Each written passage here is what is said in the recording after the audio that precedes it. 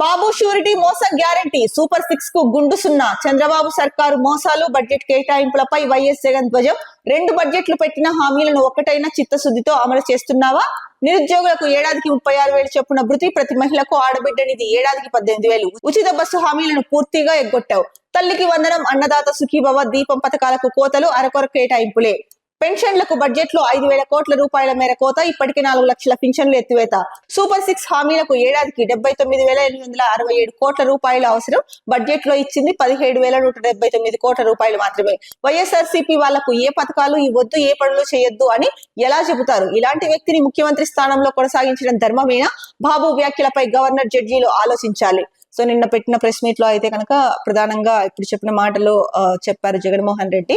ఏదైతే కనుక నిరుద్యోగులకు ఏడాదికి 36,000 చొప్పున భృతి ఇస్తామన్నారో అది ఇవ్వలేదు. అలాగే ప్రతి మహిళకు ఆడబిడ్డ నిధి ద్వారా ఏడాదికి 18,000 ఇస్తామన్నారు.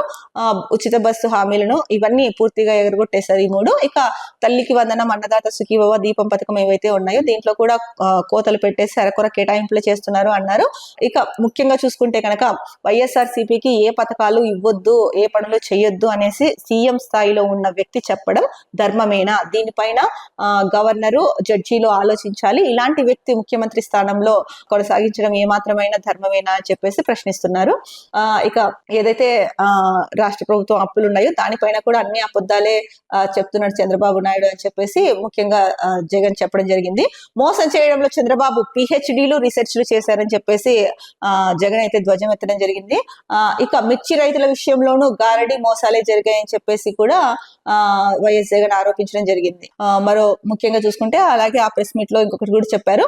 5 ఎమ్మెల్యేలు పక్కన కూర్చున్న చంద్రబాబుకు ప్రతిపక్ష హోదా ఇచ్చాం, 10 మందిని లాగేద్దామని మా వాళ్ళు అన్నారు, నేనే వద్దన్నా. వైఎస్ జగన్ ఏం మాట్లాడతావో మాట్లాడు అని మైక్ ఇచ్చాం. ఇప్పుడు శాసనసభలో ఉన్నవి 2 పక్షాలు, ప్రజల గొంతుక వినపడకూడదనే మాకు ప్రతిపక్ష హోదా ఇవ్వడం లేదు. ఇంతమంది సభ్యులు ఉంటేనే ప్రతిపక్ష హోదా ఇవ్వాలని నిబంధన ఎక్కడా లేదు. ఢిల్లీలో 3 సీట్లున్న బీజేపీకి ప్రతిపక్ష హోదా ఇచ్చారు. ఎమ్మెల్సీ ఎన్నికల్లోనూ రిగ్గింగ్ చేసి గెలిచిన చరిత్ర బాబుకే దక్కింది. పవన్ కళ్యాణ్ కార్పొరేట్ కు ఎక్కువ, ఎమ్మెల్యేకు తక్కువ అంటూ వ్యాఖ్యలు చేయడం అయితే జరిగింది. అంటే మేము అధికారంలో ఉన్నప్పుడు చంద్రబాబు నాయుడుకి సీట్లు అంటే ఏదైతే కనుక 10% ఉండాలి అన్నారో అంత లేకపోయినా కూడా ప్రతిపక్ష హోదా ఇచ్చాము, మైక్ ఇచ్చాము మాట్లాడమని చెప్పి చెప్తున్నారు. అలాగే ఢిల్లీలో అయితే కనుక 3 సీట్లున్న బీజేపీకి ప్రతిపక్ష హోదా ఇచ్చారు. మరి ఇక్కడ 11 మంది సభ్యులు ఉన్నాము, ఎందుకు మాకు ప్రతిపక్ష హోదా ఇవ్వరు? దీనికి సంబంధించి ఎక్కడ రూల్ లేదు అని చెప్పేసి ముఖ్యంగా జగన్ అయితే కనుక చెప్తున్నారు. అంటే ప్రజల గొంతు మేము వినిపించకూడదు అని చెప్పేసి మాకు కావాలని ప్రతిపక్ష హోదా ఇవ్వలేదు అన్నది ప్రధాన ఆరోపణ జగన్మోహన్ రెడ్డి చేస్తున్నది అయితే కనుక. ఇక ఎమ్మెల్సీ ఎన్నికల్లో కూడా రిగ్గింగ్ చేసి గెలిచిన చరిత్ర చంద్రబాబు నాయుడుకి చెల్లుతుంది అని చెప్పేసి కూడా జగన్ అయితే కనుక తీవ్ర స్థాయిలో మండిపడ్డారు.